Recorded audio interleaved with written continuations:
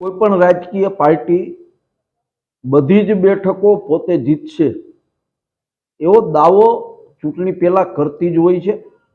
Bharatiya Janata party 26 બેઠકો અમે જીતશું, 5 લાખથી વધારે મતે જીતશું ની જે ડંફાસો હાકે છે, ગુજરાતની પ્રજાનો આક્રોશ જોઈને બે જગ્યાએ ઉમેદવારો બદલાવ્યા, બે જગ્યાએ ઉમેદવારો બદલાવાની તૈયારીઓ ચાલી રહી છે। કાર્યકર્તાઓનો અસંતોષ ભારતીય જનતા પાર્ટીનો ખુલીને લોકોની વચ્ચે અને મીડિયા સામે પણ આવી રહ્યો છે। ત્યારે ભારતીય જનતા પાર્ટી દાવો કરી રહી છે, દાવો સદંતર ખોટો છે। ગુજરાતની પ્રજા આ વખતે એના પ્રશ્નોને લઈને, એના પ્રાણ પ્રશ્નોને લઈને મતદાન કરવાની છે અને ભારતીય જનતા પાર્ટીને આ વખતે ગુજરાતની અંદર માઠા પરિણામો ભોગવવા પડશે। લલિતભાઈ, પરસોત્તમભાઈ રૂપાલા ક્ષત્રિય સમાજની જે અપમાનજનક ટિપ્પણી કરી એવી છે, શું કહેશો? ખરેખર રૂપાલા સાહેબ જ નહીં, પરંતુ કોઈ પણ રાજકીય આગેવાનોએ જોઈ સમજી વિચારીને બોલવું જોઈએ।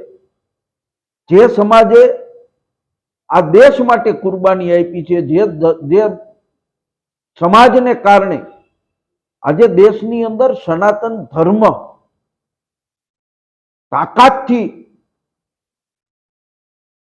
જીવી રહ્યો છે, એ જ સમાજે કે જેમને આ દેશ માટે એની તમામ ધન દોલત મિલકત આ રાષ્ટ્રને અર્પણ કરી છે, એવા સમાજ વિશે આવી હલકી ટિપ્પણી કરવી એ ખરેખર રૂપાલા સાહેબ જેવા સાહિત્યના માણસ કે ગઢવી કે ચારણ જેવું વ્યક્તિત્વ ધરાવતા રૂપાલા સાહેબને આ શોભતું નથી। લલિતભાઈ, પરસોત્તમભાઈ રૂપાલા જે ક્ષત્રિય સમાજ વિશે અપમાનજનક ટિપ્પણી કરીને પછી યુ ટર્ન મારીને માફી માંગી એમ છે, શું કહેશો? ક્ષત્રિય સમાજ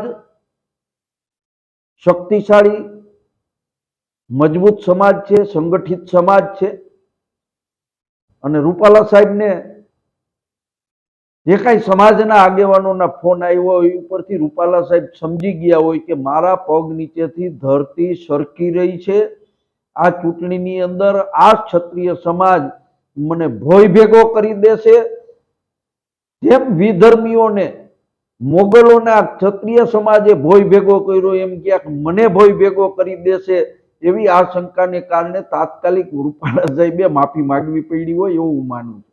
લલિતભાઈ, ચૂંટણીમાં આની અસર કેવી પડશે?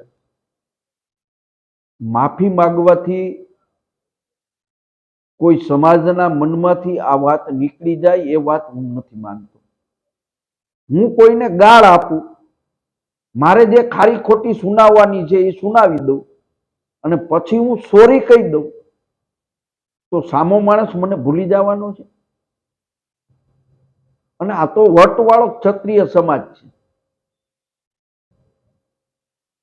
એ સમાજ કોઈ દિવસ ભૂલે નહીં અને પરસોત્તમભાઈને જવાબ આપશે એવું લાગી રહ્યું છે।